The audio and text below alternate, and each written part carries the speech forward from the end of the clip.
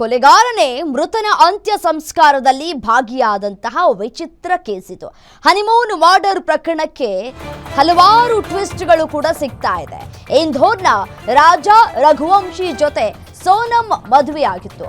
ಮದುವೆಯಾದ ಬಳಿಕ ಮಧುಚಂದ್ರಕ್ಕೆ ತೆರಳಿದಂತಹ ರಾಜಾ ಅಂಡ್ ಸೋನಂ ಈ ಸಂದರ್ಭದಲ್ಲಿ ಸೋನಂರನ್ನ ಹಿಂಬಾಲಿಸ್ತಾ ಇದ್ದಂತಹ ಪ್ರಿಯಕರ ರಾಜ್ ಕುಶ್ವಾಹ್ ಮೇಘಾಲಯದಲ್ಲಿ ರಾಜ್ ರಘುವಂಶಿಯನ್ನ ಕೊಂದು ಹಾಕಿದಂತಹ ಕುಶ್ವಾಹ್ ರಾಜ್ ಪಾರ್ಥಿವ ಶರೀರದ ಅಂತ್ಯ ಸಂಸ್ಕಾರದಲ್ಲೂ ಕೂಡ ಭಾಗಿಯಾಗಿದ್ದಾನೆ. ತನಗೆ ಏನೂ ಗೊತ್ತೇ ಇಲ್ಲ ಎಂಬಂತೆ ಸೋನಂ ತಂದೆಗೆ ಸಾಂತ್ವನವನ್ನ ಹೇಳಿದ್ದಾನೆ ರಾಜ್. ಪೊಲೀಸ್ ಠಾಣೆಗೆ ಸೋನಂ ಶರಣಾಗತಿ ಬಳಿಕ ಅಸಲಿಯತ್ತು ಬಯಲಾಗಿದೆ. ಪಾಪ ಪ್ರಜ್ಞೆ ಕಾಡಿದೆ ಸೋನಂಗೆ. ಸೊ ಹಾಗಾಗಿ ಆಕೆ ಹೋಗಿ ಶರಣಾಗತಿ ಆಗಿದ್ದಾಳೆ.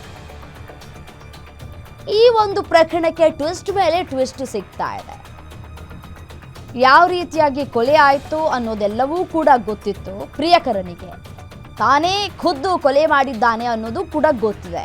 ಬಟ್ ಆದರೆ ಏನೂ ಗೊತ್ತೇ ಇಲ್ಲ, ಏನೂ ಆಗೇ ಇಲ್ಲ ಅನ್ನೋ ರೀತಿಯಲ್ಲಿ ತಂದೆಗೆ ಅಂದ್ರೆ ರಾಜಾ ರಘುವಂಶಿ ತಂದೆ ಜೊತೆ ಮಾತುಕತೆಯನ್ನ ಆಡಿದ್ದಾನೆ, ಸಮಾಧಾನ ಕೂಡ ಮಾಡಿದ್ದಾನೆ. ಒಂದು ಚೂರು ಪಾಪ ಪ್ರಜ್ಞೆ ಕಾಡೇ ಇಲ್ಲ ಅವನಿಗೆ.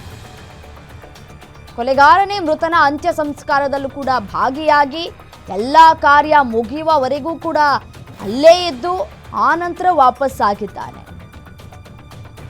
ನೋಡಿ, ದೃಶ್ಯದಲ್ಲೂ ಕೂಡ ಗಮನಿಸ್ತಾ ಇದ್ದೀರಿ. ಮದುವೆ ಆಗೋದಕ್ಕೆ ಇಷ್ಟ ಇಲ್ಲ ಅಂತಂದ್ರೆ ಇಷ್ಟ ಇಲ್ಲ ಅಂತ ಹೇಳಬೇಕಾಗಿತ್ತು. ಬಟ್ ಆದರೆ ಹನಿಮೂನಿಗೆ ಕರ್ಕೊಂಡು ಹೋಗಿ ಅಲ್ಲಿ ಸ್ಕೆಚ್ ಹಾಕಿ ಅಲ್ಲಿ ರಾಜ್ನನ್ನ ಕೊಲೆ ಮಾಡಿ ಈಗ ಜೈಲ್ ಹಿಂದೆ ಕಂಬಿ ಎಣಿಸುವಂತಹ ಪರಿಸ್ಥಿತಿ ಕೈಯಾರೆ ತಂದುಕೊಂಡಿದ್ದಾರೆ. ಬೇಡ, ನನಗೆ ಇಷ್ಟ ಇಲ್ಲ ಮದುವೆ ಆಗೋದಕ್ಕೆ ಅಂತ ಹೇಳಿದಿದ್ರೆ ಇಷ್ಟೆಲ್ಲ ಆಗ್ತಾನೇ